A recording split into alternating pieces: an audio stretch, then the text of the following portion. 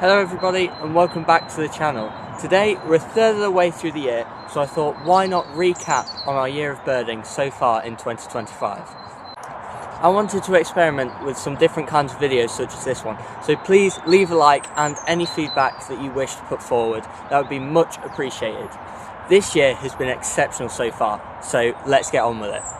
This year is my first year keeping an official year list, and we kicked off early.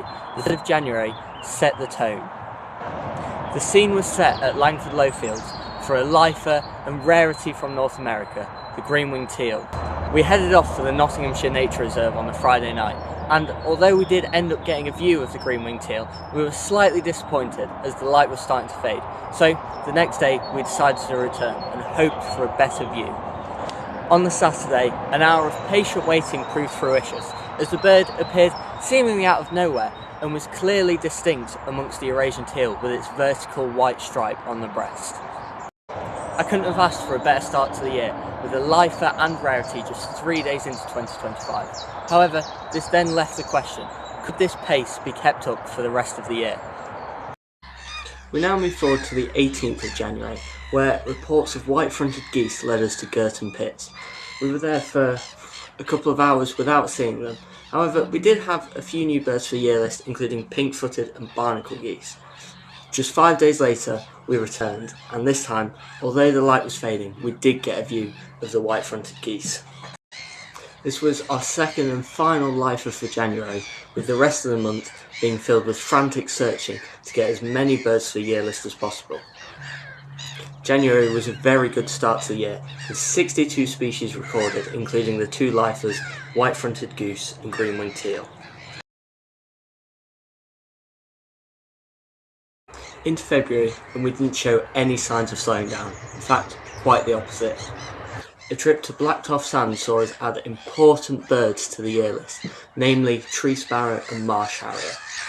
The following day, and premature signs of spring were showing, with skylark and chiffchaff being added to the year list. 1 week on takes us to the 9th of February, and our trip deep into the south of Lincolnshire to Tallington and Deeping Lakes. Tallington Lakes was home to the rare ringneck duck, once again a rarity and visitor from North America. This bird was one I wanted to see for ages, and another lifer to add to the list. There we go. Spotted on the second jet ski lake. It's a load of tufted ducks, but surprisingly, oh, there's mum in the back with the scape, I'm not looking. But surprisingly, it's actually fairly distinct when you look at it. It was pretty easy to pick out. The only difficulty is that it has a tendency to move quite a bit, and it's also diving a lot.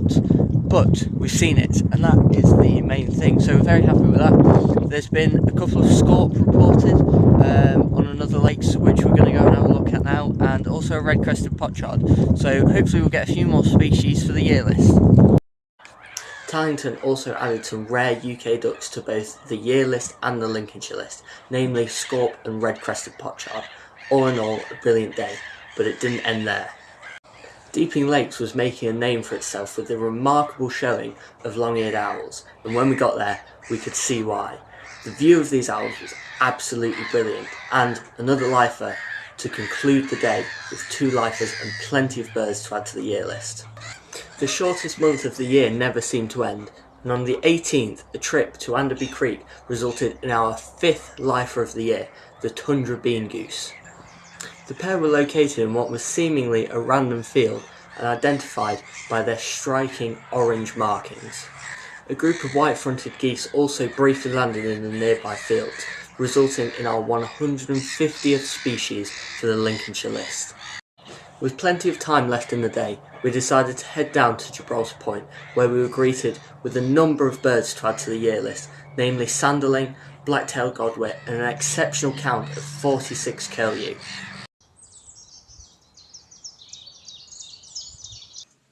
I think it's fair to describe March as a bit of an sort of intermediate month, especially in birding. You know, the winter migrants are moving out and the summer migrants not quite here yet, apart from a few early ones.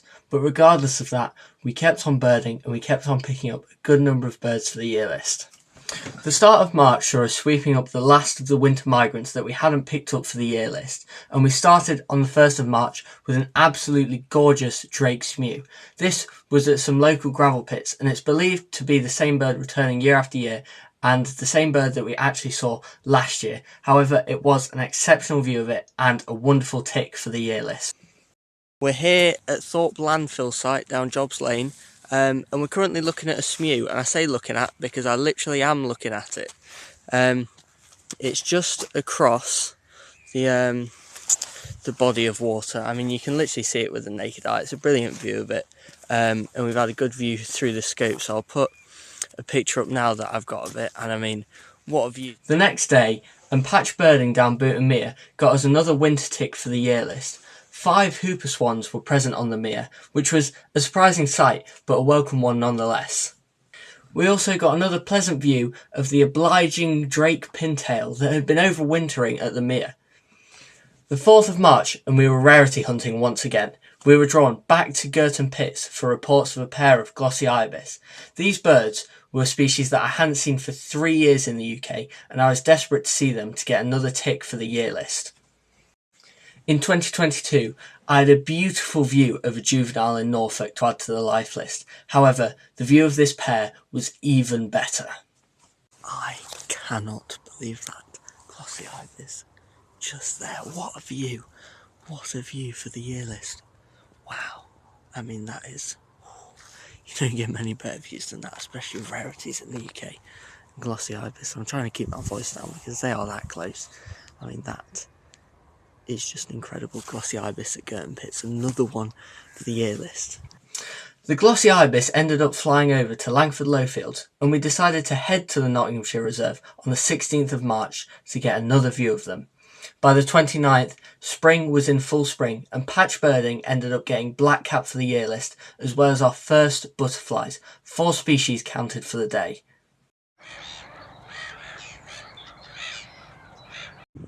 April was a month of birder's fortune. I've not always been the most fortuitous with birding, but this month felt like an attempt to pay me back for some of those. On the 10th of April, we started off at Wisby Nature Reserve for what felt like a bit of a usual sort of walk for me. We ended up with 4 medgulls for the year list, completely unexpected and a beautiful sight, as well as willow warbler, which are often present around there. The next stroke of luck came on the 12th, just 2 days later. I actually volunteer at Wisby Education Centre as part of the Junior Wardens. I'm a young leader, and on the 12th we were off on a field trip to Gibraltar Point, and I'm thinking, I'm not passing up on this chance. I brought my scope, I brought my bins, I brought my camera. There, you know, I wasn't maybe not particularly focused on birding, but all of a sudden we hear reports of a western subalpine warbler, a lifer, a rarity, and something completely unexpected. I was absolutely raring to go and have a look at it. As soon as we got the first opportunity, I was straight there, and we got an absolutely gorgeous view of this western subalpine warbler, a brilliant life tick, completely unexpected, and another rarity for the year list and the life. After the high of the western subalpine warbler, we wanted to see what we could get over the rest of April. On the 19th, we were over at Idle Valley Nature Reserve, and although we didn't pick up any lifers, we got a good number of birds for the year list, including a booming bittern, hobby, garden warbler, and whitethroat, all for the year list. An absolutely brilliant showing.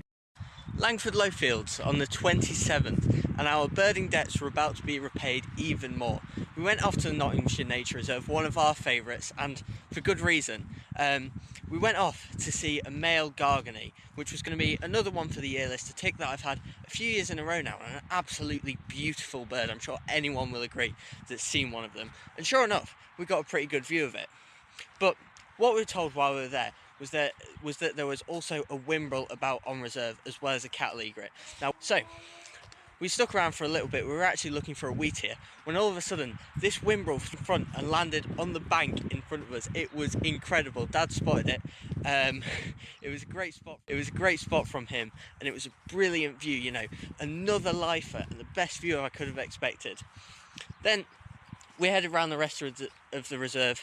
Got a good view of the cattle egrets. I think we counted 3 or 4. I think there was up to 7 that day, and yeah, really just an incredible day. More birds for the life list to sort of top off a brilliant month of birds. So that about concludes our first third of the year of birding in 2025. I really hope you enjoyed the video. I wanted to do something a little bit different, you know, with the year and how brilliant it's been so far. I thought it was well worth a recap, so please leave a like if you enjoyed, leave any feedback down below. I'm looking to sort of branch out a little bit more, do a little bit more sort of different content, but still keeping the days out birding. So yeah, thank you very much for watching, and see you in the next video.